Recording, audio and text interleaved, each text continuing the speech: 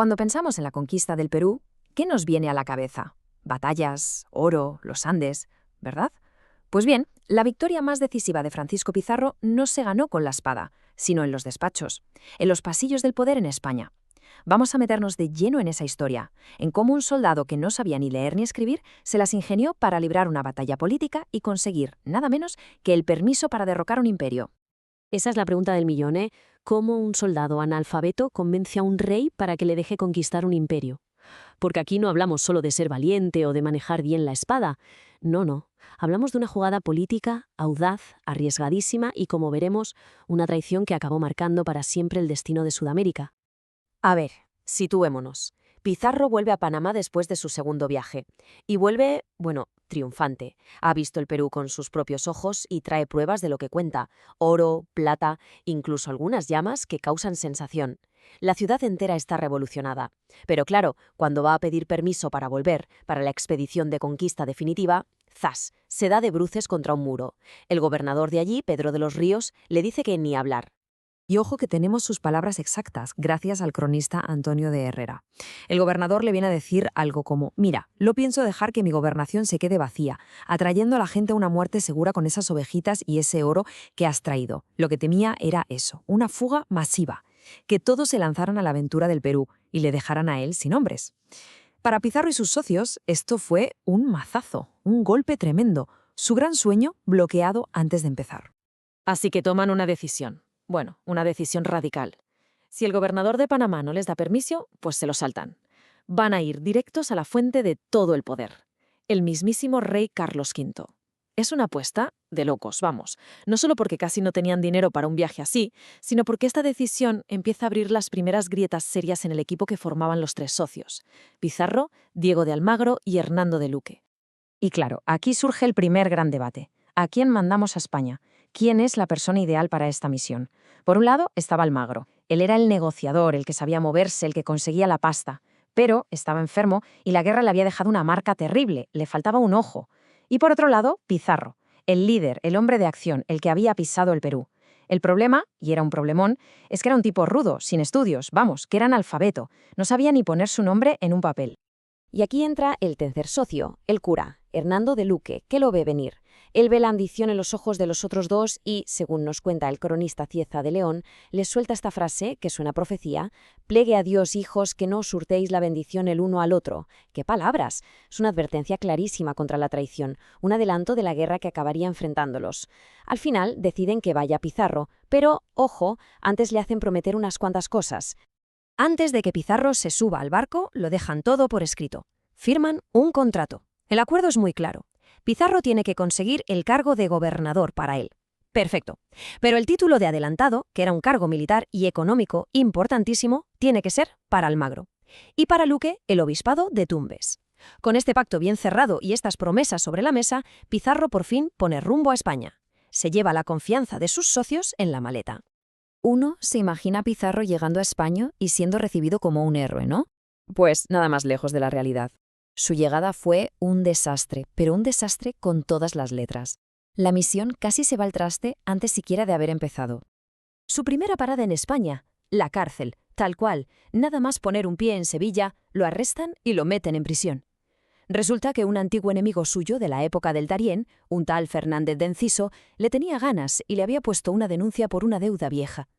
Es increíble, el hombre que acaba de descubrir el Perú y que viene a ofrecerle un imperio al rey, durmiendo entre rejas. Pero claro, la noticia de su llegada y sobre todo la noticia de lo que trae consigo vuela, corre como la pólvora. Los funcionarios de la casa de contratación, que eran los que controlaban todo el cotarro del Nuevo Mundo, se dan cuenta de que esto es algo muy gordo. Le mandan un mensaje urgente al rey Carlos V. Y el rey, que se queda de piedra, ordena que los saquen de la cárcel inmediatamente y que se lo lleven a Toledo, a la corte. Así, de la celda al palacio, sin escalas. Y en Toledo, por fin, llega el momento de la verdad. Pizarro se planta delante del hombre más poderoso de Europa, el rey Carlos V. Imaginaos la escena.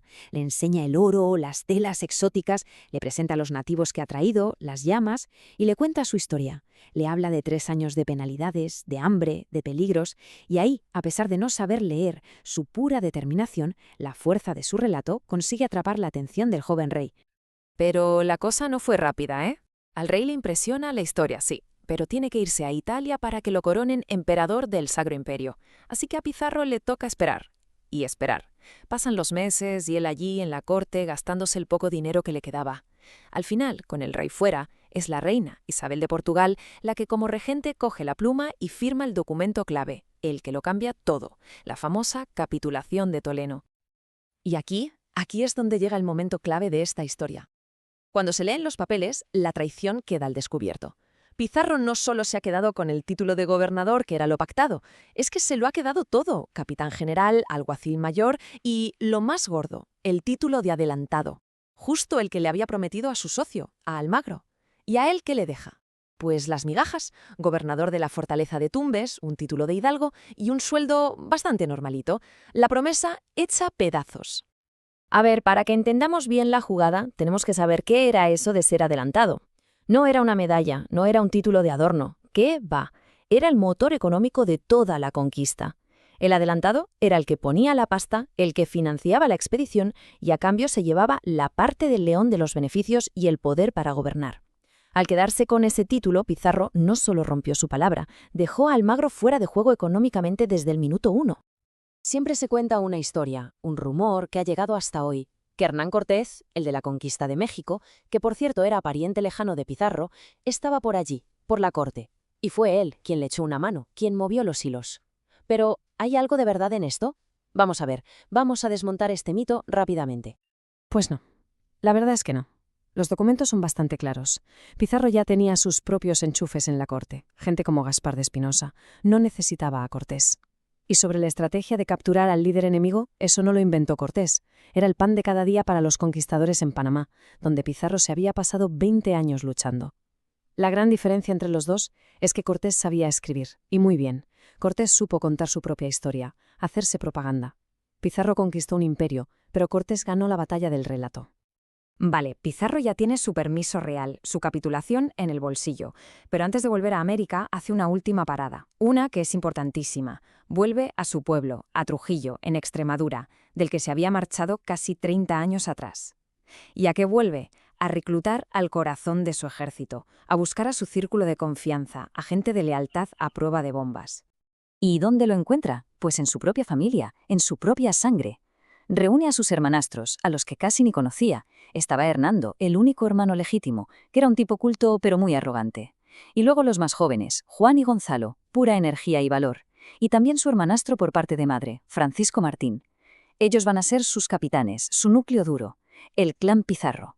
Una piña unida por la sangre, una garantía de lealtad para la locura que se les venía encima. Y todo esto nos lleva a la pregunta final, a la gran paradoja. Pizarro consiguió lo que parecía imposible. Salió de una cárcel para convencer a un rey y obtener el permiso para conquistar un imperio gigantesco.